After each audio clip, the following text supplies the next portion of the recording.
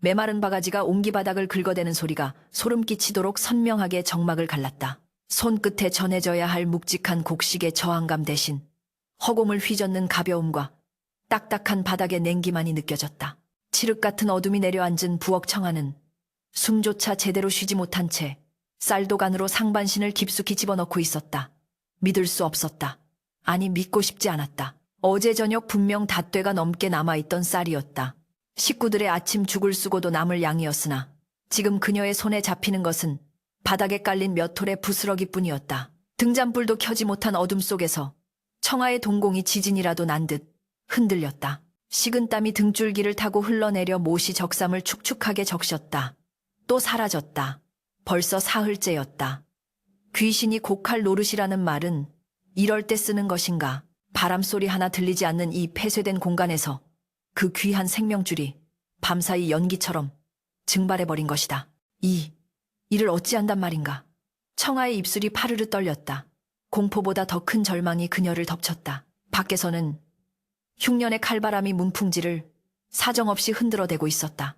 올해 들어 비 한 방울 내리지 않은 하늘은 논바닥을 거북이 등껍질처럼 갈라놓았고 마을 사람들은 초근목 피로 연명하다 못해 흙을 파먹다 죽어나가는 지경이었다. 쌀 한 톨이 금 한 덩이보다 귀한 시절이었다. 몰락해가는 양반가인 최진사 댁이라 해도 사정은 다르지 않았다. 고가는 비어갔고 하루 두 끼 풀죽으로 연명하는 처지에 밤마다 쌀이 사라진다는 것은 단순히 도둑을 맞는 문제가 아니었다. 그것은 식구들의 목숨이, 그리고 며느리인 자신의 목숨이 위태롭다는 뜻이었다. 네, 2년 기어코 사단이 났구나. 갑작스러운 호통 소리가 환청처럼 귓가에 울렸다. 청아는 저도 모르게 어깨를 움츠렸다. 어제 아침 빈쌀독을 보고 노발대발하던 시어머니. 신씨의 표독스러운 눈빛이 뇌리에 생생했다. 쥐새끼가 먹어도 흔적을 남기는 법이거늘 어찌 흘린 쌀 한 톨 없이 말끔하단 말이냐. 내년이 친정 식구들 굶어 죽는 꼴을 못 봐서 밤마다 쌀을 퍼나른 게지. 그렇지 않고서야 이 변괴를 어찌 설명할 테냐. 시어머니의 의심은 날카로운 비수가 되어 청아의 가슴을 후벼 팠다. 청아의 친정은 찢어지게 가난한 소작농이었다. 시집 올 때 혼수 하나 제대로 해오지 못한 것이 늘 죄스러웠던 터라 시어머니의 의심은 억지스러우면서도 한편으로는 그럴듯한 명분이 되어 청아를 옥죄었다. 아니옵니다, 어머니. 천지신명께 맹세코 저는 결백하옵니다. 피를 토하듯 읍소했지만 돌아온 것은 쌀독 열쇠를 내놓으라는 싸늘한 명령뿐이었다. 그런데 열쇠를 시어머니가 가져간 어젯밤 사이에도 또다시 쌀이 사라진 것이다. 날이 밝으면 시어머니는 쌀독을 확인할 것이다. 그리고 텅 빈 바닥을 보는 순간 이번에는 의심으로 끝나지 않을 것이 분명했다. 소박을 맞거나 멍석마리를 당해 쫓겨날지도 모른다. 청아는 주먹을 꽉 쥐었다. 이대로 억울하게 당할 수는 없었다. 도둑이 사람이든 짐승이든 아니면 허기진 귀신이든 내 눈으로 확인하고 잡아야 했다. 그래야만 누명을 벗고 이 집안에서 살아남을 수 있었다. 청아는 부엌 한 구석, 아궁이 옆에 쌓아둔 장작더미 뒤로 몸을 숨겼다. 몸을 잔뜩 웅크리고 거적을 뒤집었으니 어둠과 그을음 냄새가 그녀를 완벽하게 감추어 주었다. 심장이 쿵쾅거리는 소리가 북소리처럼 크게 들려 혹여 들킬까 겁이 날 지경이었다. 그녀는 숨소리조차 죽인 채 부엌문 쪽을 뚫어지게 응시했다. 시간은 더디게 흘렀다. 멀리서 들려오는 개 짖는 소리마저 잦아들고 세상 모든 것이 잠든 깊은 밤. 자식 스지가 넘어서자 한기가 뼛속까지 스며들었다. 졸음이 밀려올 때마다 청아는 허벅지를 꼬집으며 정신을 차렸다. 부엌 바닥을 기어다니는 쥐들의 발자국 소리가 바스락거릴 때마다 심장이 철렁 내려앉았지만 그녀가 기다리는 그것은 나타나지 않았다. 혹시 내가 잘못 짚은 것일까? 정말 쥐떼의 소행일까? 의구심이 고개를 들 무렵이었다. 끼익! 오래된 경첩이 비명을 지르듯 날카로운 소리를 내며 부엌문이 아주 천천히 열렸다. 청아는 반사적으로 입을 틀어막았다. 쥐가 아니었다. 짐승도 아니었다. 문틈으로 스며드는 희미한 달빛을 타고 들어선 것은 분명 사람의 형상이었다. 검은 그림자는 마치 제 집 안방을 드나들듯 익숙하지만 조심스러운 발걸음으로 부엌 안으로 들어섰다. 낡은 집신이 바닥을 끄는 소리가 슥슥 들려왔다. 도둑이었다. 담을 넘은 것인가? 아니면 마을 사람 중 누군가인가? 청아는 눈을 가늘게 뜨고 그림자의 정체를 확인하려 애썼다. 그림자는 망설임 없이 쌀독으로 다가갔다. 그리고 품속에서 무언가를 꺼냈다. 달그락. 그것은 시어머니가 분명 안방, 장롱 깊숙한 곳에 보관해 두었던 곡간, 열쇠 꾸러미였다. 청아의 눈이 휘둥그레졌다. 외부인이 아니다. 열쇠를 가진 자, 집안 사정을 훤히 아는 자, 그렇다면 시어머니인가? 며느리를 내쫓기 위해 시어머니가 직접 꾸민 자작극이란 말인가? 배신감과 공포가 동시에 밀려왔다. 그러나 쌀독 뚜껑이 열리고 달빛이 그림자의 얼굴을 비추는 순간 청아는 그만 비명을 지를 뻔했다. 그곳에 서 있는 사람은 시어머니 신씨가 아니었다. 희끗희끗한 상투, 머리 깊게 패인 주름, 그리고 앙상하게 마른 어깨. 그는 다름 아닌 이 집안의 가장이자 청아의 시아버지 최진사였다. 아버님, 청아는 속으로 경악을 금치 못했다. 평소 점잖고 학식 높기로 소문난 최진사였다. 가세가 기울어 반찬 없이 밥을 먹을지언정 의관을 정제하고 헛기침을 하며 양반의 채통을 목숨처럼 지키던 분이었다. 그런 시아버지가 모두가 잠든 야심한 시각에 도둑고양이처럼 부엌에 숨어들어 쌀을 훔치고 있는 것이다. 최진사의 모습은 평소와 사뭇 달랐다. 눈은 파게 들어가 초점을 잃은 듯 흐리멍덩했고 입은 무언가 알 수 없는 주문을 외우듯 쉴 새 없이 달싹거리고 있었다. 그의 손놀림은 다급하고 거칠었다. 그는 미리 준비해온 자루에 쌀독에 남은 쌀을 모조리 퍼담기 시작했다. 한 바가지 두 바가지, 바닥까지 싹싹 긁어 담는 소리가 청아의 가슴을 긁어대듯 아팠다. 그것은 단순히 쌀을 담는 행위가 아니었다. 마치 누군가에게 쫓기는 사람처럼 혹은 무언가에 홀린 사람처럼 공포와 광기가 뒤섞인 몸짓이었다. 어찌하여 아버님께서 저 쌀이 없으면 내일 식구들은 굶어야 하는데 대체 저걸 어디로 가져가시려는 거지? 청아의 머릿속이 혼란으로 뒤엉켰다.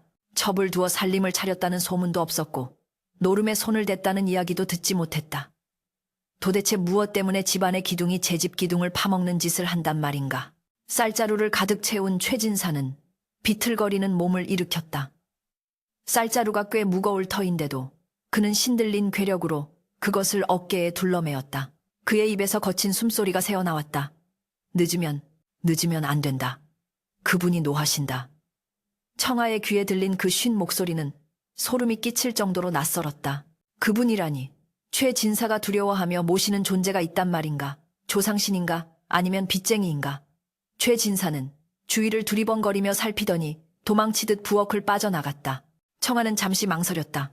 이대로 모른 척하고 방으로 돌아가야 할까? 아버님이 쌀을 가져갔다고 시어머니께 고해야 할까? 하지만 증거도 없이 말했다가는 오히려 미친 사람 취급을 받을 것이 뻔했다. 그리고 무엇보다 시아버지의 그 기이한 눈빛과 그분이라는 단어가 마음에 걸려 견딜 수가 없었다. 집안의 감도는 이 불길한 기운의 정체를 밝혀야만 했다. 청아는 조심스럽게 장작 더미 뒤에서 나왔다. 굳어있던 다리가 저려왔지만 통증을 느낄 겨를도 없었다. 그녀는 맨발로 부엌 바닥을 디디며 최진사의 뒤를 쫓기 시작했다. 최진사는 대문 쪽이 아닌 뒷문 쪽으로 향하고 있었다. 그곳은 텃밭을 지나 대나무 숲이 우거진 곳으로 평소 음산하여 식구들이 잘 가지 않는 집 뒤편이었다. 밤바람에 대나무 잎이 서로 부딪히며 사아 사아 하는 기괴한 소리를 냈다. 마치 수많은 귀신이 속삭이는 듯한 소리였다. 최진사의 그림자는 대나무 숲 사이로 난 좁은 오솔길을 따라 빠르게 움직였다. 청아는 숨을 죽이고 일정한 거리를 유지하며 그를 따랐다. 발밑에 밟히는 마른 나뭇가지 소리가 천둥처럼 크게 느껴졌지만 다행히 최진사는 뒤를 돌아볼 겨를조차 없는 듯했다. 무언가에 홀린 듯 오직 앞만 보고 달릴 뿐이었다. 숲을 지나자 널찍한 공터가 나타났다. 그리고 그 한가운데에 오랫동안 사용하지 않아 잡초와 이끼로 뒤덮인 낡은 우물이 하나 있었다. 10년 전 물이 말라버려 폐쇄했다고 들었던 우물이었다. 뚜껑으로 덮어두고 금줄까지 쳐져 있어 평소에는 얼씬도 하지 않았던 금기진지의 장소. 최진사는 그 우물 앞에 멈춰섰다. 달빛이 구름에 가려져 사방이 어둑했다. 청아는 굵은 대나무 뒤에 몸을 숨기고 고개를 내밀었다. 최진사는 어깨에 맨 쌀자루를 우물 난간에 내려놓았다. 그리고는 주저앉아 거친 숨을 몰아쉬었다. 땀으로 범벅이 된 그의 얼굴은 공포로 일그러져 있었다. 그는 떨리는 손으로 우물을 덮고 있던 나무 뚜껑을 힘겹게 밀어냈다. 끙, 끙. 육중한 나무 뚜껑이 밀려나자 시커먼 우물 아가리가 입을 벌렸다. 깊이를 알 수 없는 그 어둠 속에서 차갑고 습한 냉기가 피어올라 공터의 공기를 순식간에 바꾸어 놓았다. 비릿했다. 썩은 물냄새 같기도 하고 피냄새 같기도 한 역겨운 비린내가 코를 찔렀다. 청아는 저도 모르게 옷소매로 코를 막았다. 최진사는 우물 안을 향해 무릎을 꿇고 엎드렸다. 그리고는 땅바닥에 머리를 쿵쿵 부누며 절을 하기 시작했다. 주인님, 약속한 공양미를 가져왔나이다. 부디 노여움을 거두시고 제 아들놈의 목숨만은 부디. 시아버지가 읍소하는 대상 주인님이라는 존재가 우물 안에 있다는 것인가. 청아의 등골이 오싹해졌다. 그때였다. 우물 깊은 곳에서부터 쿵 하는 낮은 진동이 울려 퍼지기 시작했다. 땅이 미세하게 떨리고 우물 속의 어둠이 살아서 꿈틀거리는 것 같았다. 쉬익 바람 빠지는 소리와 함께 우물 입구에서 시커먼 안개가 뿜어져 나왔다. 그리고 그 안개 속에서 두 개의 붉은 안광 옌광이 번뜩였다. 그것은 사람의 눈이 아니었다. 짐승의 눈 아니 이승의 것이 아닌 마물모우의 눈이었다. 청아는 공포에 질려 비명조차 지르지 못하고 입을 떡 벌렸다. 서서히 드러나는 그 형체는 상상을 초월하는 거대함이었다. 우물 밖으로 솟아오른 것은 단순한 뱀이 아니었다. 굵기가 아름드리나무만 하고 온몸이 검은 비늘로 뒤덮인 거대한 이무기였다. 우물 밖으로 솟아오른 것은 이승의 생물이 아니었다. 검푸른 밤하늘을 배경으로 치켜든 대가리는 좋기 황소 두 마리는 합쳐놓은 듯 거대했다. 달빛을 받아 번들거리는 비늘은 마치 수천 개의 낡은 엽전을 겹겹이 붙여놓은 듯 기이한 광택을 뿜어내고 있었고 그 사이사이로 흘러내리는 진득한 점액이 바닥으로 뚝뚝 떨어지며 매캐한 연기를 피워 올렸다. 청아는 공포에 질려 숨소리조차 내지 못한 채 대나무 줄기를 꽉 움켜쥐었다. 손톱이 부러질 듯 파고들었지만 통증조차 느껴지지 않았다. 놈의 정수리에는 뿔이 돋아나려다 만 듯한 기괴한 혹이 불룩하게 솟아 있었고 찢어진 잎 사이로 날름거리는 갈라진 혀는 마치 시뻘건 불길처럼 허공을 휘저었다. 그것은 전설 속에서나 듣던 천년을 묵어 용이 되려다 실패하고 타락해버린 흉물 이무기였다. 우물가 주변의 공기가 놈이 뿜어내는 도끼와 냉기로 인해 순식간에 얼어붙었다. 최진사는 그 압도적인 공포 앞에서 한 마리 파리 목숨보다 못한 존재처럼 보였다. 그는 쌀자루를 부여잡은 채 사시나무 떨듯 떨고 있었다. 이무기가 천천히 고개를 숙여 최진사의 코앞까지 다가왔다. 놈의 콧김에서 뿜어져 나오는 비릿한 악취가 최진사의 백발을 흩날렸다. 가져왔느냐? 나의 살과 피가 될 공양미를. 놈의 목소리는 고막을 울리는 것이 아니라 머릿속을 직접 파고드는 듯한 울림이었다. 그것은 쇠를 긁는 듯 날카로우면서도 동굴 깊은 곳에서 울리는 메아리처럼 웅장하고 음산했다. 최진사는 땅에 머리를 박으며 읍소했다. 예, 주인님, 여기 가져왔습니다. 흉년이라 구하기가 어려워 늦었습니다. 부디 용서해 주십시오. 진사가 떨리는 손으로 자루를 풀어 우물 안으로 쏟아부으려 하자 이무기가 낮게 그르렁거렸다. 바닥에 쏟지 마라. 내 입으로 직접 넣어라. 흙먼지 묻은 밥은 질색이다. 그 명령은 거역할 수 없는 절대적인 것이었다. 최진사는 엉거주춤 일어나 무거운 쌀자루를 들어 올렸다. 노인의 가녀린 팔뚝에 핏줄이 터질 듯 솟아올랐다. 이무기가 거대한 아가리를 쩍 벌리자 그 안은 마치 끝을 알 수 없는 시커먼 지옥의 입구처럼 보였다. 날카로운 송곳니들이 달빛을 받아 서슬퍼런 빛을 띠었다. 최진사는 눈을 질끈 감고 자루를 기울였다. 쏴! 하얀 쌀알들이 폭포수처럼 쏟아져 내렸다. 식구들이 며칠을 연명할 수 있는 귀한 양식이 괴물의 목구멍 속으로 허무하게 빨려 들어가는 순간이었다. 이무기는 쌀이 쏟아져 들어오는 동안 눈을 가늘게 뜨고 그 감촉을 즐기는 듯했다.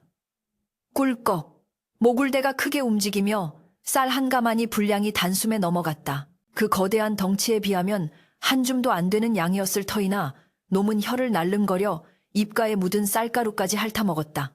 그러나 그것으로 만족한 기색은 아니었다.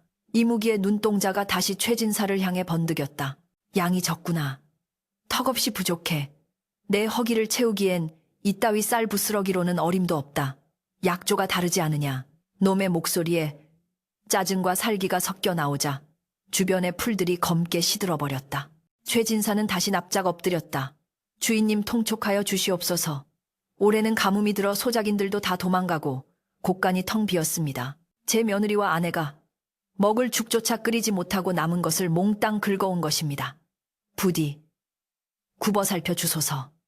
노인의 목소리는 울음 섞인 절규에 가까웠다. 그러나 이무기는 코웃음을 쳤다. 콧바람에 흙먼지가 일어 최진사의 얼굴을 덮쳤다. 내 놈의 사정 따위 내가 알 바 아니다. 나는 배가 고프다. 승천을 하려면 기운이 필요하단 말이다. 내 놈이 약조를 어기면 그 대가는 누가 치러야 하는지 잘 알고 있을 텐데. 그 말에 숨어있던 청아의 심장이 덜컥 내려앉았다. 대가 약조. 도대체 시아버지는 저 괴물과 무슨 거래를 했단 말인가? 최진사는 바닥에 이마를 내쓰며 울부짖었다. 압니다. 알고 말고요. 제 아들놈. 상훈이의 목숨이 달려있다는 것을 어찌 잊겠습니까? 하오니 제발 시간을 조금만 더 주십시오. 청아는 자신의 귀를 의심했다. 남편 상훈의 목숨이라니. 상훈은 어릴 적부터 원인 모를 병치레가 잦아 늘 골골대던 사람이었다. 용하다는 의원을 다 불러보아도 병명조차 알 수 없었던 그 병이 저 괴물과 관련이 있단 말인가. 청아는 입을 틀어막은 손에 힘을 주었다. 비명이라도 새어나갈까봐 혀를 깨물고 싶을 지경이었다. 이무기가 긴 목을 빼어 최진사의 주위를 빙글빙글 돌기 시작했다. 거대한 몸통이 움직일 때마다 비늘끼리 부딪히는 소리가 소름 끼치게 들려왔다. 기억해라 최진사. 10년 전 다 죽어가던 내 아들을 살려준 것이 누구냐. 내 놈의 정성이 갸륵하여 내 여의주 기운을 나눠주지 않았더냐. 그 덕에 내 아들이 장가도 가고 사람 구실을 하는 것이다. 이무기의 붉은 눈이 조롱하듯 빛났다. 세상에 공짜는 없는 법. 빌려간 기운에 대한 이자는 갚아야지. 쌀은 그저 입가심일 뿐. 내가 진짜 원하는 것은 내 놈 가문의 생기성치다. 최진사는 고개를 들지 못했다. 예, 매일 밤 제 기운을 드리지 않습니까? 제 수명을 깎아서라도 갚겠습니다. 그러자 이무기가 낄낄거렸다. 그 웃음소리는 마치 낡은 기와장이 깨지는 소리 같았다. 내 놈의 늙고 추한 기운은 이제 맛이 없다. 질기고 냄새가 나. 나는 더 싱싱하고 더 뜨거운 기운을 원한다. 이무기의 시선이 문득 청아가 숨어있는 대나무 숲 쪽을 향했다. 청아는 숨이 맺는 것 같았다. 다행히 놈은 청아를 발견한 것이 아니라 그저 집안 전체를 훑어보는 듯했다. 네 며느리, 아주 먹음직스러운 기운을 품고 있더구나. 뱃속에 새로운 생명까지 잉태하고 있으니 그 기운을 삼키면 내 여의주가 붉게 타오를 텐데 말이야.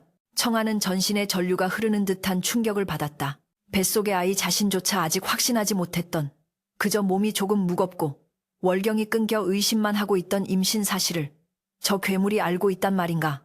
청아는 본능적으로 자신의 아랫배를 감싸 안았다. 공포가 극에 달하자 오히려 정신이 맑아지는 기이한 경험을 했다. 저놈이 노리는 것은 쌀독의 쌀이 아니었다. 시아버지의 수명, 남편의 목숨, 그리고 이제는 내 뱃속의 아이까지. 이 집안의 씨를 말리려 드는 악귀였다. 최진사는 기겁을 하며 손사래를 쳤다. 안 됩니다. 그것만은 절대로 안 됩니다. 며느리는 아무것도 모릅니다. 제 목숨을 가져가십시오. 제 뼈와 살을 씹어 드셔도 좋으니 며느리와 태어날 손주만은 건드리지 마십시오. 노인은 미친 사람처럼 울부짖으며 이무기의 비늘 덮인 몸통을 부여잡고 매달렸다. 그러나 이무기는 귀찮다는 듯 몸을 한번 휘둘러 최진사를 내동댕이 쳤다. 흙바닥에 나뒹군 최진사는 피를 토하며 콜록거렸다. 어리석은 놈, 거래의 주도권은 내가 쥐고 있다. 내일까지다. 내일까지 쌀 2가마니와 함께 닭 100마리의 피를 가져와라. 그렇지 않으면 네 아들의 심장을 멈추게 할 것이다. 그리고 그 다음 차례는 네 며느리 뱃속의 핏덩이다. 이무기는 으름장을 놓은 뒤 다시 우물 속으로 몸을 숨기기 시작했다. 거대한 몸통이 우물 안으로 빨려 들어갈 때마다 쿠구궁 하는 진동이 울렸다. 마지막으로 놈의 꼬리가 사라지고 우물 위로 피어올랐던 검은 안개가 걷히자 공터에는 다시 정막만이 남았다. 남은 것은 처참하게 내동댕이 쳐진 최진사와 놈이 흘리고 간 역겨운 점액뿐이었다. 최진사는 한참을 멍하니 앉아있다가 비틀거리며 일어나 우물 뚜껑을 닫았다. 그의 뒷모습은 불과 반 시즌 전보다 10년은 더 늙어 보였다. 마치 영혼이 빠져나간 껍데기 같았다. 최진사가 터덜터덜 오솔길을 내려가 시야에서 사라지자 청아는 그제야 다리에 힘이 풀려 주저앉았다.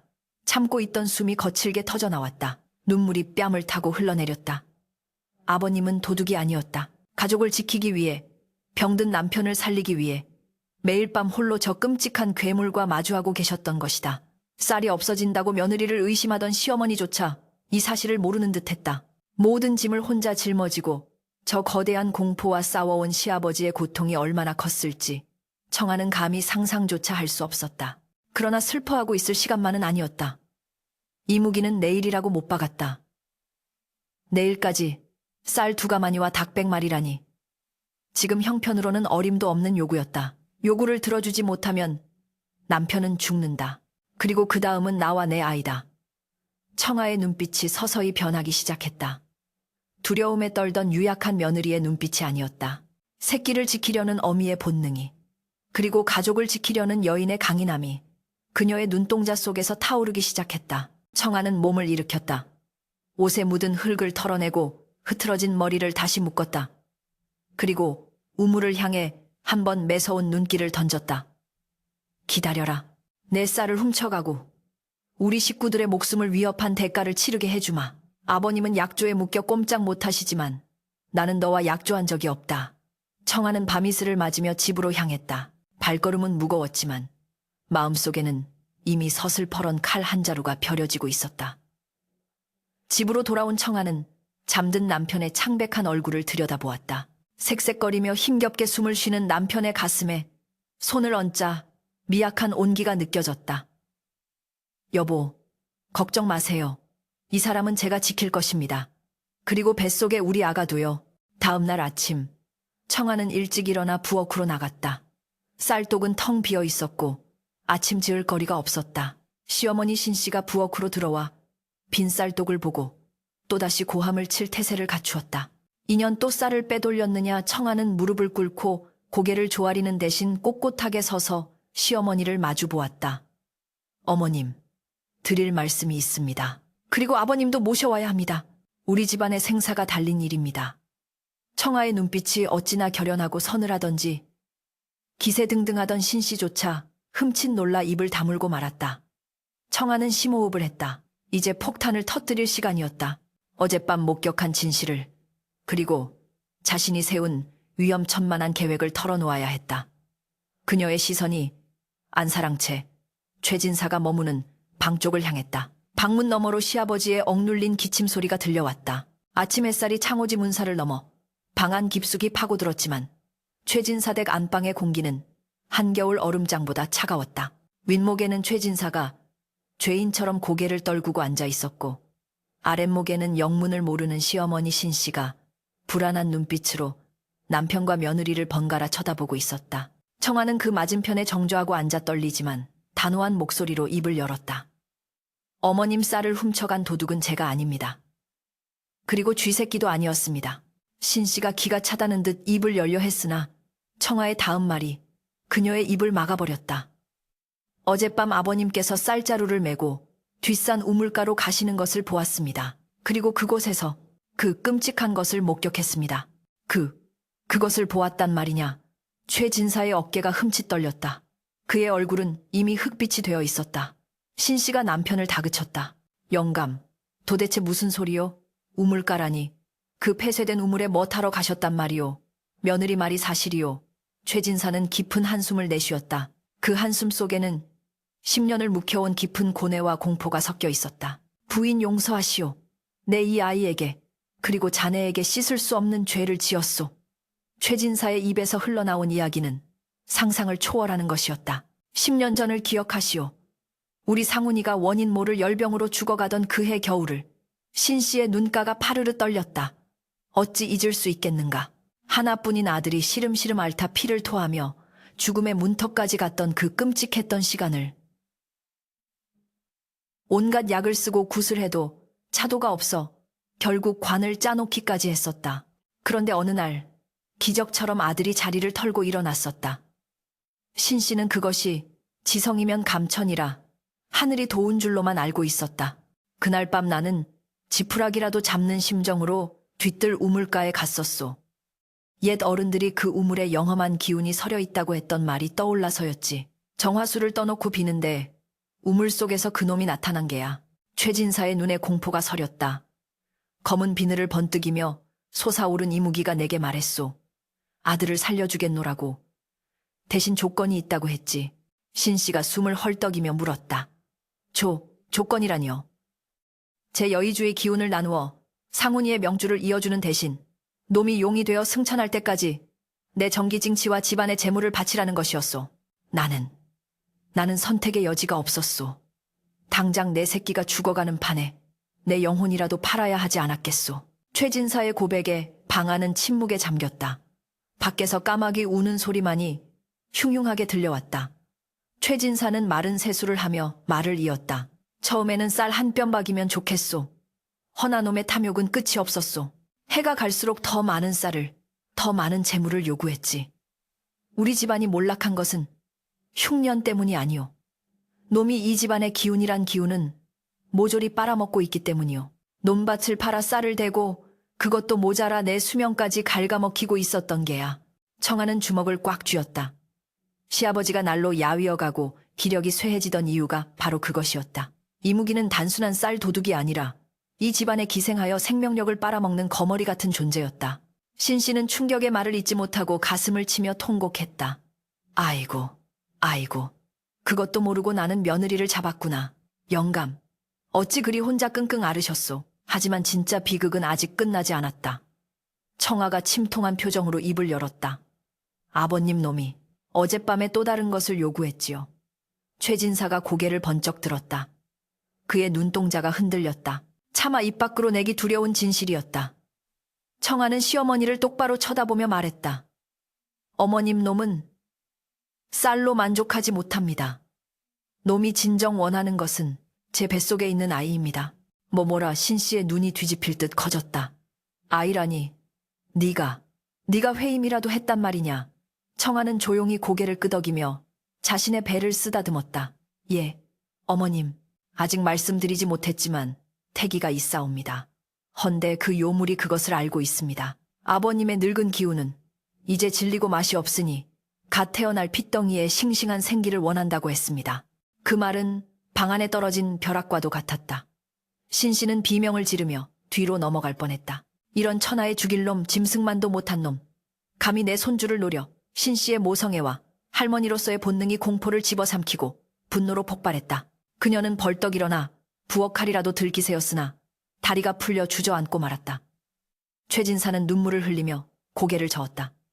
내가 죽어야 끝날 일이다. 내일 밤까지 놈의 요구를 들어주지 않으면 상훈이의 심장을 멈추게 하겠다고 협박했소.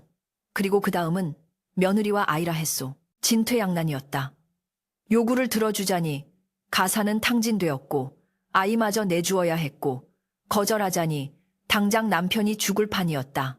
이것은 거래가 아니라 일방적인 사육이자 도살이었다. 최진사는 절망에 빠져 중얼거렸다. 내일 밤이다. 쌀 2가마니와 닭 100마리의 피를 가져오라 했는데 지금 우리 형편에 그걸 어찌 구한단 말이냐. 다 틀렸다. 다 끝났어. 방 안의 공기는 무겁게 가라앉았다. 절망감이 도간개처럼 피어올라 숨통을 조여왔다. 죽음의 그림자가 집안을 덮치고 있었다. 그때였다. 청아의 눈빛이 차갑게 빛났다. 그녀는 흐느끼는 시어머니와 자포자기한 시아버지를 보며 입술을 깨물었다. 10년 전의 약조는 시아버지가 아들을 살리기 위해 맺은 피의 계약이었다. 그 부성애를 탓할 수는 없었다. 하지만 지금은 상황이 달랐다. 이제는 내 남편, 내 아이, 그리고 나 자신의 목숨이 걸린 일이었다. 아버님, 어머님. 청아의 목소리가 낮지만 또렷하게 울렸다. 두 노인의 시선이 며느리에게 쏠렸다. 언제까지 그 요물에게 끌려다니실 작정입니까? 쌀을 주면 쌀을 먹고 피를 주면 피를 마실 것입니다. 그리고 결국에는 우리 모두를 잡아먹고 나서야 멈출 것입니다. 놈의 탐욕에는 바닥이 없습니다. 최진사가 힘없는 목소리로 대꾸했다. 그걸 누가 모르느냐. 허나 놈은 인간의 힘으로 당해낼 수 있는 존재가 아니다. 1000년을 묵은 이무기야. 섣불리 건드렸다가는 멸문지화를 면치 못할 게다. 아니요.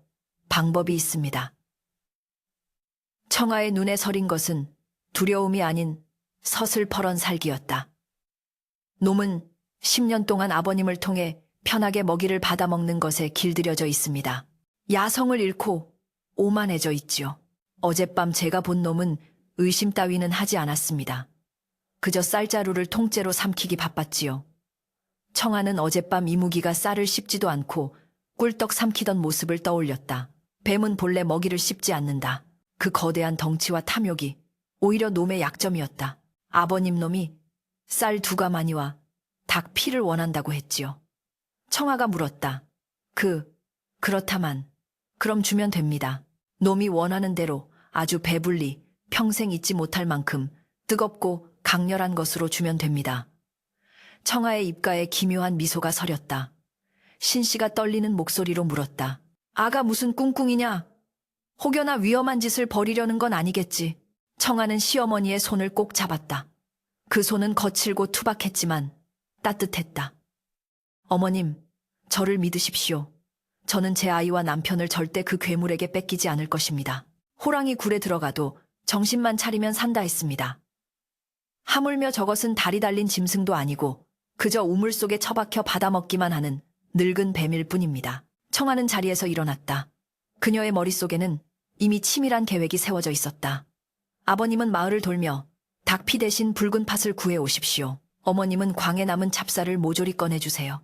그리고 청아의 눈이 부엌 아궁이 옆에 놓인 시커먼 무쇠 솥뚜껑과 대장간에서나 볼 법한 쇳덩이들에 머물렀다. 대장간에 가서 유황과 쇳물을 좀 얻어와야겠습니다. 최진사와 신씨는 며느리의 말에 어리둥절했지만 며느리의 눈빛에서 뿜어져 나오는 압도적인 기운에 눌려 홀린 듯 고개를 끄덕였다. 그것은 단순히 며느리의 객기가 아니었다. 뱃속의 새끼를 지키려는 어미의 본능이 만들어낸 생사를 건 승부수였다. 약조는 깨졌습니다. 놈이 제 아이를 요구한 순간 그 거래는 무효입니다. 이제부터는 우리가 놈을 사냥할 차례입니다. 청아의 선언과 함께 몰락해가던 양반가에는 비장한 전운이 감돌기 시작했다. 최진사는 10년 만에 처음으로 허리를 꼿꼿이 폈고 신씨는 눈물을 닦고 부엌으로 달려갔다. 죽음을 기다리던 집안이 살기 위해, 아니 싸우기 위해 움직이기 시작했다. 바람이 불어와 마당에 먼지를 일으켰다. 다가올 밤 우물가에서는 10년간 이어져 온 악연을 끊어낼 거대한 불꽃놀이가 펼쳐질 것이었다. 부엌 아궁이 속에서는 지옥불이 타오르는 듯 시뻘건 화기가 넘실거렸다. 매캐한 연기와 함께 코를 찌르는 유황 냄새가 진동했지만 청아는 눈 하나 깜짝하지 않고 불길 앞을 지켰다. 그녀의 이마에서는 굵은 땀방울이 비오듯 쏟아져 내렸고 얼굴은 아궁이 불빛에 반사되어 비장함을 넘어선 섬뜩한 기운마저 감돌았다. 솥뚜껑 위에서는 거대한 찹쌀 반죽이 치대지고 있었다. 신씨는 수건으로 입과 코를 틀어막은 채 며느리의 지시에 따라 쉴 새 없이 떡매를 내리쳤다. 어머님, 더 세게 치셔야 합니다. 찰기가 돌아야 그 안에 품은 것을 들키지 않습니다. 청아의 목소리는 단호했다. 그들이 만들고 있는 것은 사람이 먹을 떡이 아니었다.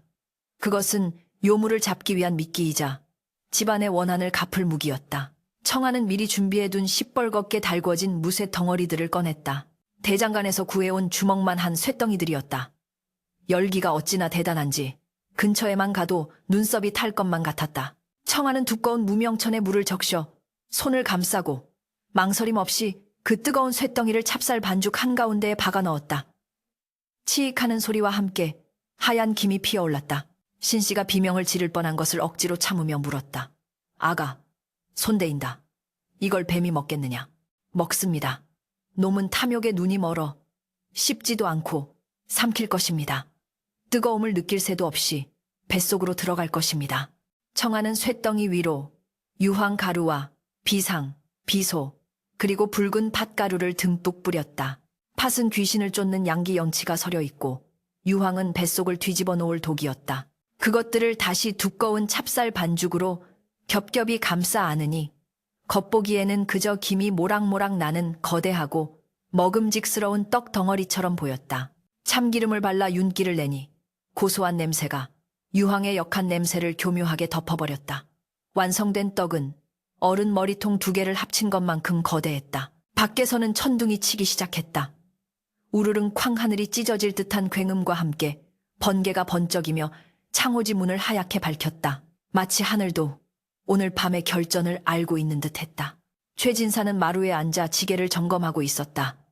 그의 손은 여전히 떨리고 있었지만 눈빛만은 10년 전 아들을 살리려 했던 그날처럼 결연했다. 준비되었습니다, 아버님. 청아가 김이 서린 떡덩어리를 지프로 엮은 망태기에 담아 들고 나왔다. 그 무게가 상당했으나 청아의 발걸음에는 망설임이 없었다. 최진사는 며느리가 건넨 망태기를 지게에 짊어졌다. 등 뒤로 전해지는 뜨끈한 열기가 옷을 뚫고 들어왔다. 뜨겁구나. 마치 내 분노처럼 뜨거워. 최진사가 씁쓸하게 웃었다. 가시지요. 놈이 기다리다 지치겠습니다. 청아가 앞장섰다. 빗방울이 하나둘 떨어지기 시작하더니 이내 장대비로 변했다. 쏟아지는 빗줄기는 그들의 몸을 적셨지만 가슴 속에서 타오르는 불길은 끄지 못했다. 대나무 숲을 지나 우물가로 향하는 길은 질척거리는 진흙탕이었다. 발이 푹푹 빠지는 험한 길을 걸으며 청아는 뱃속의 아이에게 속삭였다. 아가 무서워 말거라. 어미가 저 괴물을 물리치고 너를 지킬 것이다. 우물가에 도착했을 때 사방은 칠흑 같은 어둠에 잠겨 있었다. 오직 번개가 칠 때마다 대나무 숲의 그림자가 괴물처럼 일렁일 뿐이었다. 비릿한 물냄새와 썩은 넥과 진동했다. 최진사가 지게를 내려놓자 우물 뚜껑이 덜컹거리며 저절로 열렸다. 기다렸다는 듯 검은 안개가 피어오르더니 거대한 이무기가 모습을 드러냈다. 빗속에서도 놈의 비늘은 번들거렸고 붉은 눈은 빗방울 사이로 섬뜩한 안광을 쏘아댔다. 왔느냐? 늦었구나. 내 인내심을 시험하려 드는 게냐? 이무기의 목소리가 천둥소리에 섞여 웅웅거렸다. 놈은 혀를 날름거리며 최진사를 내려다보았다. 그러다 놈의 시선이 최진사 옆에 서 있는 청아에게 꽂혔다. 호, 제 발로 찾아왔구나. 뱃속에 싱싱한 기운을 품은 어미가 말이다. 이무기는 최진사가 가져온 쌀이나 떡에는 관심이 없다는 듯 긴 목을 빼어 청아 쪽으로 다가왔다. 청아는 다리가 후들거렸지만 짐짓 태연한 척하며 한 발짝 앞으로 나섰다.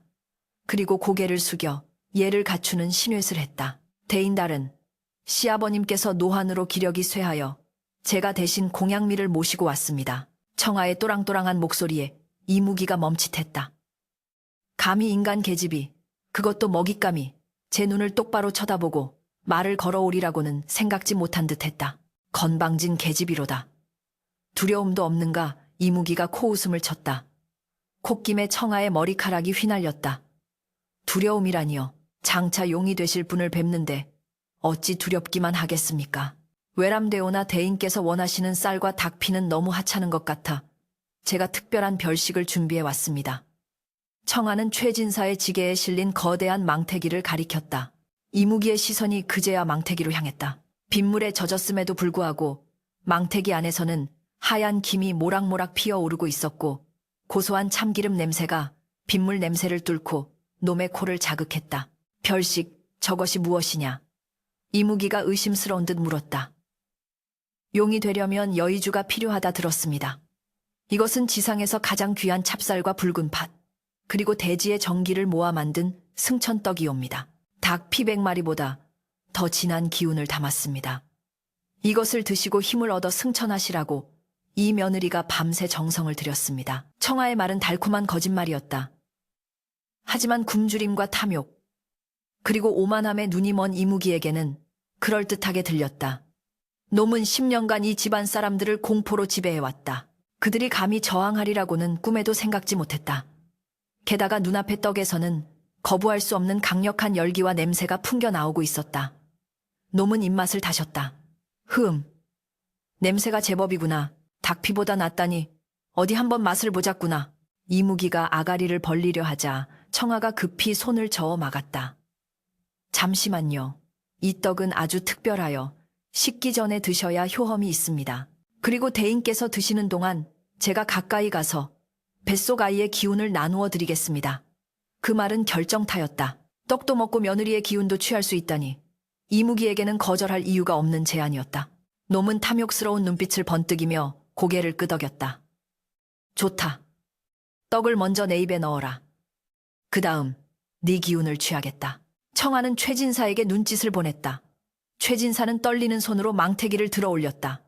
떡의 무게가 천근만근이었으나 지금이 아니면 기회는 없었다. 노인의 팔에 마지막 힘이 들어갔다. 청아 역시 망태기 한쪽을 잡았다. 아버님, 지금입니다. 두 사람은 혼신의 힘을 다해 망태기를 이무기에 벌어진 아가리 속으로 던져 올렸다. 크악 이무기는 의심 없이 그 거대한 덩어리를 받아 물었다. 떡이 목구멍을 넘어가는 순간 놈은 쾌재를 불렀다. 묵직하고 뜨거운 기운이 식도를 타고 내려가는 느낌이 짜릿했다. 이것이다. 이 뜨거운 기운이야말로 내가 찾던 것이다. 이무기는 떡을 씹지도 않고 꿀꺽 삼켜버렸다. 찹쌀의 미끈한 성질 덕분에 떡은 순식간에 놈의 뱃속 깊은 곳까지 미끄러져 내려갔다. 그러나 환희는 찰나였다. 떡이 위장에 닿는 순간 겉을 감싸고 있던 찹쌀 반죽이 위에게 녹아내리기 시작했다. 그리고 그 안에 숨겨져 있던 시뻘겋게 달궈진 무쇠 덩어리와 유황 비상이 본색을 드러냈다. 끄아악 이무기의 눈이 튀어나올 듯 커졌다. 뱃속에서 불길이 치솟았다. 달궈진 쇳덩이는 놈의 내장을 지져댔고 유황과 비상은 독한 가스를 뿜어내며 오장육부를 녹여내기 시작했다. 그것은 끓는 기름을 들이부은 것보다 더한 고통이었다. 이 인연이 크아악 뜨거워 이무기가 미친 듯이 날뛰기 시작했다. 굵은 꼬리가 바닥을 내리치자 우물가 주변의 땅이 지진이 난 듯 갈라졌다. 대나무들이 놈의 몸부림에 힘없이 꺾여 나갔다. 최진사는 그 충격에 뒤로 나뒹굴었고 청아는 바닥에 납작 엎드려 날아오는 돌파편을 피했다. 네, 이놈들 감히 나를 속여 내 뱃속이 탄다. 타들어간다. 이무기의 입에서 시커먼 연기와 함께 불꽃이 뿜어져 나왔다. 놈은 고통을 이기지 못해 제 몸을 비틀고 땅바닥을 뒹굴었다. 거대한 몸통이 우물벽에 부딪힐 때마다 쿵쿵 하는 굉음이 울려 퍼졌다. 청아는 고개를 들고 그 광경을 지켜보았다. 비에 젖은 그녀의 얼굴에는 공포 대신 서늘한 승리감이 서려 있었다. 그것이 우리 가족의 피눈물이다. 뜨거우냐? 아버님이 10년간 흘리신 눈물보다 뜨겁겠느냐? 내 남편이 앓았던 열병보다 뜨겁겠느냐? 청아가 빗속에서 고함을 질렀다. 그 외침은 천둥소리보다 더 크게 이무기의 귀를 때렸다. 이무기는 청아를 공격하려 고개를 쳐들었으나 뱃속의 쇳덩이가 움직일 때마다 놈은 끔찍한 비명을 지르며 고꾸라졌다. 붉은 팥의 양기가 놈의 음습한 요기를 흐트려 놓았고 비상의 도끼는 놈의 신경을 마비시키고 있었다. 용서치 않겠다. 내 너희를 저주하리라. 놈의 목소리가 점점 힘을 잃어가고 있었다. 저주할 테면 해보아라. 우리는 살 것이다. 내 아이는 건강하게 태어날 것이고 내 남편은 일어날 것이다. 내 놈은 그 차가운 우물 속으로 돌아가 영원히 썩어 문드러질 것이다. 청아는 한치의 물러섬도 없이 맞섰다. 이무기는 최후의 발악으로 하늘을 향해 포효했다. 그 소리에 먹구름이 찢어지는 듯했다. 그러나 뱃속의 열기는 놈의 숨통을 끊어놓고 있었다. 놈은 더 이상 견디지 못하고 우물 입구 쪽으로 비틀거렸다. 찬물이라도 마셔 불을 끄려는 본능이었다. 하지만 그것이 놈의 마지막 실수였다. 우물 난간에 몸을 걸친 순간 중심을 잃은 놈의 거대한 몸뚱이가 우물 안으로 미끄러져 들어갔다. 쿠당탕 쿵. 그막 거대한 물보라 소리와 함께 이무기는 깊은 우물 속으로 추락했다. 우물 안에서는 한동안 끄아악 꺼내줘 뜨거워하는 괴성과 함께 벽을 긁는 소리가 들려왔으나 그 소리는 점점 멀어지고 희미해져 갔다. 잠시 후 우물 속에서 붉은 빛이 번쩍하더니 피슈 하는 소리와 함께 엄청난 양의 수증기가 뿜어져 나왔다. 뜨거운 쇳덩이가 차가운 지하수와 만나 폭발적인 증기를 만들어낸 것이다. 하얀 수증기 기둥이 우물 밖으로 치솟아 올라 밤하늘을 뒤덮었다.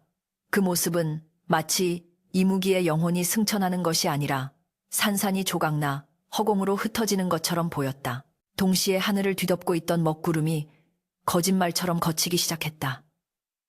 쏟아지던 장대비가 뚝 그치고 구름 사이로 둥근 보름달이 모습을 드러냈다. 달빛은 폐허가 된 우물가와 흙투성이가 된 채 서로를 부둥켜 안고 있는 며느리와 시아버지를 비추었다.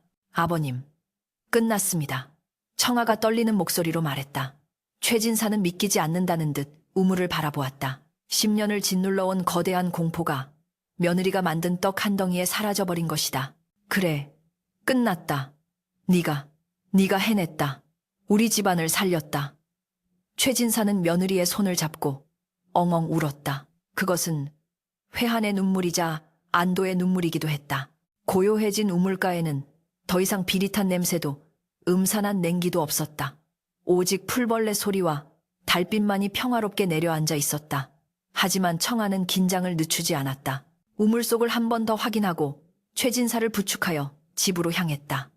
발걸음은 지쳐 있었지만 마음만은 깃털처럼 가벼웠다. 집으로 돌아가는 길 멀리서 닭이 매트를 치며 새벽을 알리는 소리가 들려왔다. 악몽 같던 밤이 지나고 진짜 아침이 오고 있었다. 새벽 닭이 태를 치며 어둠을 걷어내자 동쪽 하늘이 붉게 물들기 시작했다. 밤새 세상을 삼킬 듯 퍼붓던 비는 언제 그랬냐는 듯 뚝 그쳤고 처마 밑으로 떨어지는 낙수 물소리만이 영롱하게 울려 퍼졌다. 흙투성이가 된 채 대문을 들어서는 최진사와 청아를 맞이한 것은 뜬 눈으로 밤을 지새운 시어머니 신씨였다. 신씨는 두 사람의 몰골을 보고 가슴이 철렁 내려앉아 버선발로 마당을 가로질러 달려왔다. 영감아가 어찌 되었소 그 흉물은. 그놈은 어찌 되었소. 신씨의 목소리는 물기에 젖어 떨리고 있었다. 최진사는 말없이 아내의 어깨를 감싸 안으며 고개를 끄덕였다. 끝났소. 다 끝났어. 우리 며느리가 해냈소. 그 짧은 한마디에 담긴 안도감과 무게감의 신씨는 다리에 힘이 풀려 그 자리에 주저앉아 통곡했다. 그것은 지난 10년간 가슴을 짓눌러온 바위 덩어리가 부서져 내리는 소리였다. 그러나 안도의 순간도 잠시 청아의 얼굴에 다시금 짙은 그늘이 드리워졌다. 이무기는 처치했으나 가장 중요한 문제가 남아있었다. 바로 남편 상훈의 안위였다. 이무기는 자신의 생명과 상훈의 목숨이 연결되어 있다고 호언장담하지 않았던가. 놈이 죽으면 상훈 역시 잘못되는 것은 아닐까. 불안감이 엄습하자 청아는 숨 돌릴 겨를도 없이 안방으로 향했다. 방문 앞까지 다다른 청아의 손이 문고리를 잡고 망설였다. 혹시 문을 열었을 때 남편이 싸늘한 주검으로 변해 있으면 어찌하나 하는 공포가 손끝을 마비시켰다. 최진사와 신씨 역시 숨을 죽이고 며느리의 등 뒤에 섰다. 꿀꺽. 침 넘어가는 소리가 크게 들릴 만큼 긴장이 고조되었다. 청아가 눈을 질끈 감고 방문을 활짝 열어 젖혔다. 방 안은 고요했다. 아랫목 이불 속에는 상훈이 미동도 없이 누워 있었다. 청아는 비명을 삼키며 남편에게 기어가 코 밑에 손을 대보았다. 여보. 흔들어 깨우는 청아의 목소리에 물기가 어렸다. 그때였다. 상훈의 입에서 낮은 신음소리가 새어나왔다. 그리고 감겨있던 눈꺼풀이 파르르 떨리더니 천천히 떠졌다. 부인, 아버지, 어머니, 왜 다들 거기 서서 우고 계십니까? 상훈은 부스스한 얼굴로 몸을 일으켜 앉았다. 놀랍게도 그의 안색은 평소의 창백함이 사라지고 양볼에 불그스름한 홍조가 돌고 있었다. 10년간 그를 괴롭히던 기침소리도 거친 숨소리도 들리지 않았다. 최진사가 믿을 수 없다는 듯 아들의 손을 덥석 잡았다. 상훈아, 몸은 어떠냐? 가슴이 답답하거나 아프지는 않으냐? 상훈은 어리둥절한 표정으로 자신의 가슴을 쓸어내렸다. 이상합니다. 어젯밤까지만 해도 가슴 위에 천근만근 바위가 올려진 듯 답답하고 숨쉬기가 힘들었는데 갑자기 속이 뻥 뚫린 듯 시원합니다. 마치 10년 묵은 체증이 내려간 듯 머리가 맑고 기운이 솟습니다. 그 말에 청아는 왈칵 눈물을 쏟아냈다. 이무기의 말은 거짓이었다. 놈은 상훈을 살려주고 있었던 것이 아니라 오히려 상훈의 생기를 빨아먹으며 억누르고 있었던 것이다. 상훈이 아팠던 이유는 놈의 저주와 탐욕 때문이었지 놈의 가호가 부족해서가 아니었던 것이다. 속았습니다. 우리가 놈에게 속아 10년을 노예처럼 살았습니다. 최진사는 아들을 끌어안고 오열했다. 그것은 분노의 눈물이자 뒤늦게 깨달은 자유에 대한 감격의 눈물이었다. 날이 완전히 밝자 마을에는 기이한 소문이 돌기 시작했다. 최진사 댁 뒷산 우물가에서 밤새 천둥 번개가 치고 하얀 연기 기둥이 솟았다는 목격담이었다.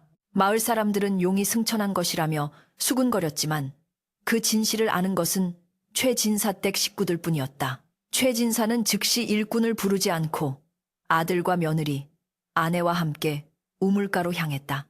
우물은 처참하게 무너져 내려 있었고 주변은 불타버린 대나무와 놈이 몸부림친 흔적으로 아수라장이 되어 있었다. 그러나 그 지독했던 비린내는 사라지고 비에 씻겨 내려간 자리에 맑은 흙냄새만이 감돌았다. 식구들은 묵묵히 돌과 흙을 퍼날라 우물을 메우기 시작했다. 다시는 이런 흉물이 세상에 나오지 못하도록 막아야 한다. 최진사는 돌 하나하나에 염원을 담아 우물 안으로 던져 넣었다. 청아 역시 만삭의 몸을 이끌고 흙을 덮었다.